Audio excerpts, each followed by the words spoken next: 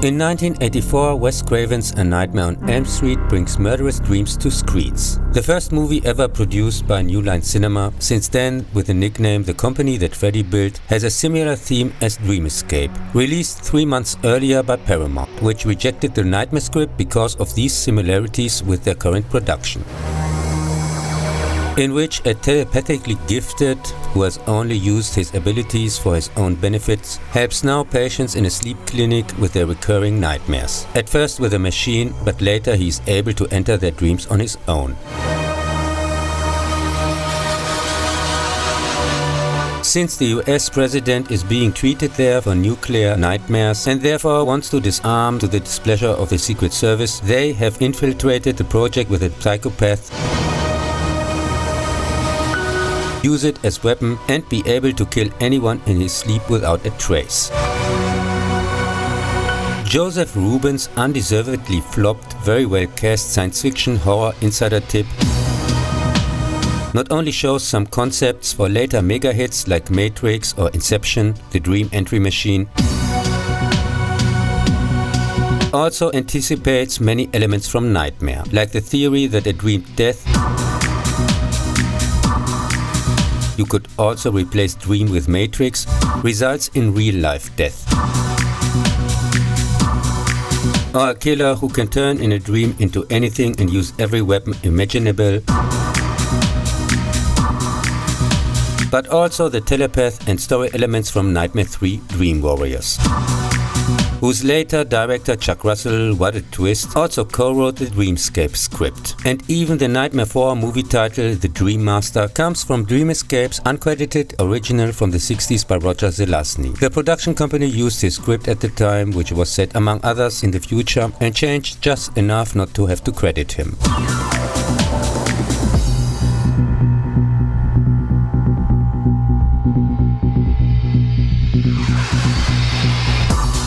After a friend predicts her own death by a disfigured man with a knife glove from her dreams, Nancy doubts the guilt of the boyfriend, who is imprisoned for the murder by her father, the sheriff. She falls asleep during class and meets the real killer, but manages to escape. Also realizes that he is apparently showing up in the dreams of most of the Elm Street teens.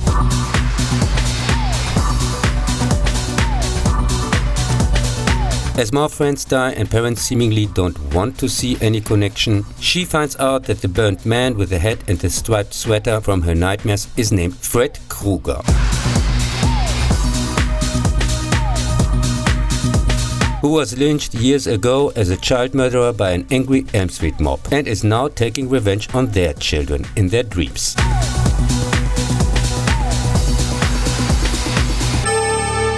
The iconic soundtrack by Charles Bernstein, Cujo, Deadly Friend, was a major contributor to the success and, much like the film, is the best in the series. The counting rhyme sung by the jump rope playing kids in the Nightmare movies is based on an old nursery rhyme. Part 2 by Christopher Young, Hellraiser, The Fly 2, The Dark Half, has a completely original score. In the sequels, from time to time, a variation of the original main theme from Part 1 can be spotted in addition to the own score.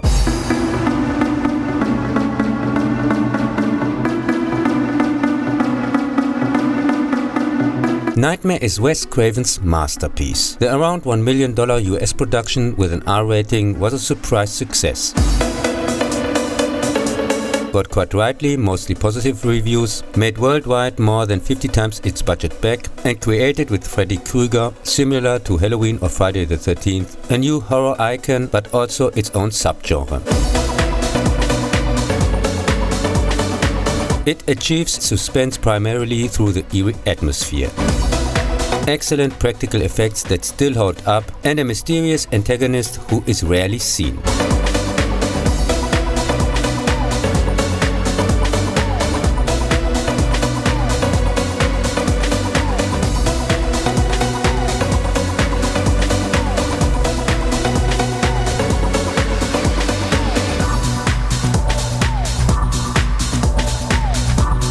Wes Craven's New Nightmare from 1994 is not a sequel. It treats the series as normal movies, 6 to date, with Freddy's Final as the official conclusion. And many of those involved practically play themselves, who now have to deal with the real Freddy. Wes Craven is making a new Nightmare movie, again with Robert Englund. But things go wrong during the production. Meanwhile, Heather Langenkamp, Nancy from parts 1 and 3, experiences phone terror, and her little son Dylan, Cage from Pet Sematary, keeps having nightmares about Fred Krueger, even though he doesn't even know the movies. Slowly those involved realize that the fantasy character tries to enter the real world. Wes Craven's Enter the Metaverse, disappointing in my view, had the lowest box office of the entire series, and made, despite positive reviews, not even 20 million of the $8 million budget worldwide back, making it a flop. At the time, I thought the basic idea itself, an earlier rejected draft from Nightmare 3, sounds interesting, and also seeing people usually invisible behind a production, like Wes Craven or producer Robert Shea. But the realization itself, illogical. There are no rules for Freddy. He's there because that's just the way it is, and is defeated for reasons. Annoying, especially the constantly screaming child. Confusing, why the hell is John Saxon the only one to revert back to his role as Nancy's father? And just straight up boring, despite lots of references to the original. Freddy is supposed to be some kind of demon whatever. His design with coat and leather pants is not really convincing. The new makeup looks way too artificial, and I don't even want to start with the horrible CGI.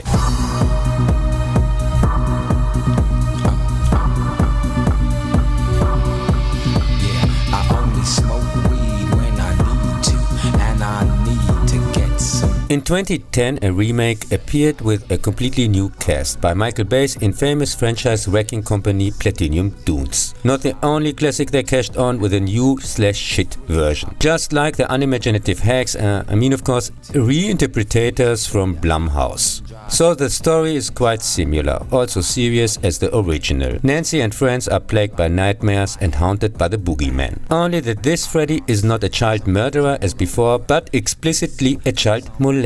Who the fuck had this brilliant idea? There's a good reason why this was completely cut out of the first Nightmare and also avoided like the plague in the sequels, with which, by the way, smartasses are defending this abomination. Yes, that was already planned in the original, in which now also the knife glove, actually his murder weapon at that time, now only there because script no longer makes sense. I can't get no sleep.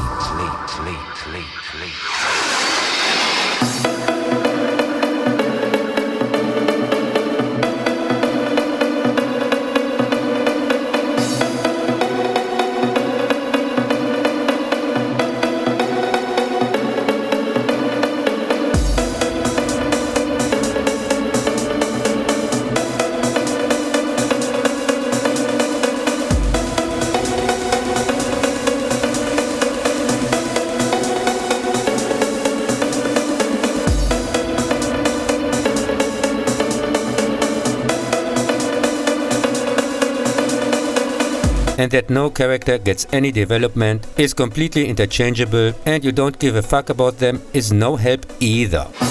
Especially true for the new Nancy, where even with a second viewing I constantly forgot who the hell she's supposed to be. What a miscast. Many scenes here are simply imitated in worse. I can't get no sleep.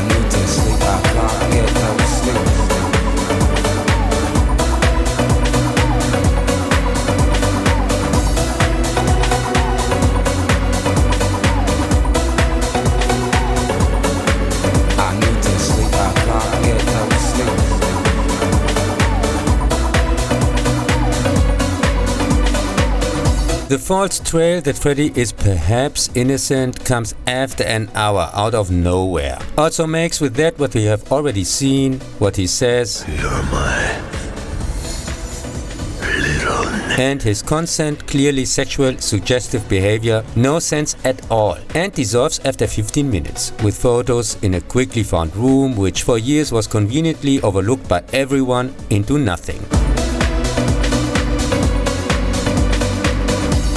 During a micro nap on Elm Street, there is never any real tension. But some scenes, especially with rewatching, thanks to the knowledge that these are his abuse victims, are simply unpleasant to sit through, especially towards the end when he tries to be funny. But the real nightmares come primarily through the horrible CGI, as usual. A nightmare for Freddy fans, Samuel Bayer's first and who would have thought that only movie was able to more than triple its $35 million budget worldwide, but received rightly negative feedback from all sides. Is the prime example of an unnecessary remake, often in serious reviews only briefly mentioned or skipped entirely, and is considered, at least among those who have not yet completely brain rot, the absolute low point of the nightmare movies. But more on those in Cub vs. Freddy.